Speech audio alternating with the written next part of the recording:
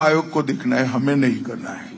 मगर हमारी पार्टी का, पूरे एनडीए का चुनाव आयोग को एसआईआर के लिए समर्थन है। और एसआईआर कोई पहली बार नहीं हुआ है, 1955 से लेकर 2004 तक हुआ है एसआईआर। कांग्रेस के समय में भी कई बार एसआईआर हुआ है।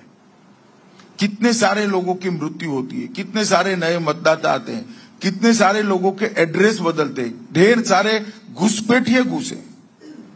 तो मतदाता सूची का शुद्धिकरण होना ये बहुत जरूरी होता है।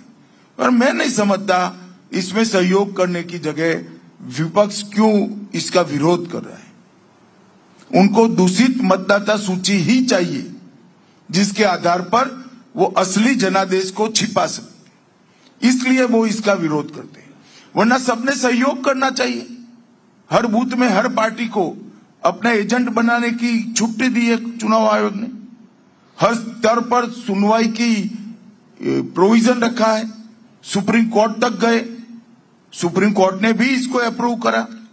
अब क्या आपत्ति है, मैं तो समझ नहीं सकता। केवल घुसपैठियों को बचाने के लिए विशेषकर बंगाल और बंगाल की मुख्यमंत्री एसआईआर का विरोध कर रही है। भारतीय जनता पार्टी एसआईआर की एक्सरसाइज के साथ, एनडीए एसआईआर की एक्सरसाइज के साथ एक मुश्त होकर चुनाव आयोग के समर्थन में। आपने बंगाल की बात छेड़ी तो बंगाल पे सवाल पूछूंगा, उसका भी चुनाव आने वाला है अगले साल।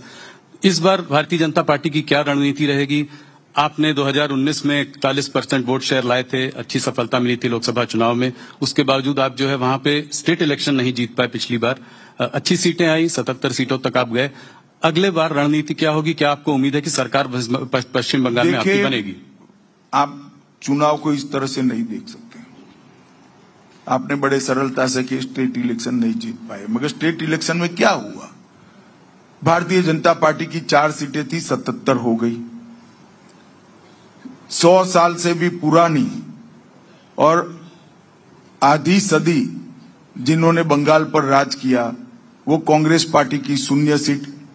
25 साल तक जिन कम्युनिस्टों ने राज किया है उसकी बंगाल में 0 सीट।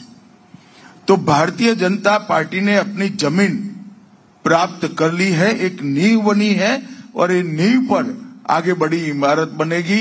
इस बार बंगाल चुनाव निश्चित रूप से भारतीय जनता पार्टी जीतने जा रही है, इसका मुझे पूरा विश्वास।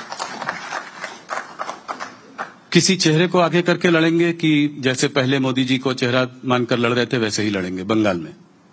नहीं, वो तो बंगाल यूनिट को तय करना है। अभी बैठे भी नहीं है, सभी लोग बिहार में लगे हैं।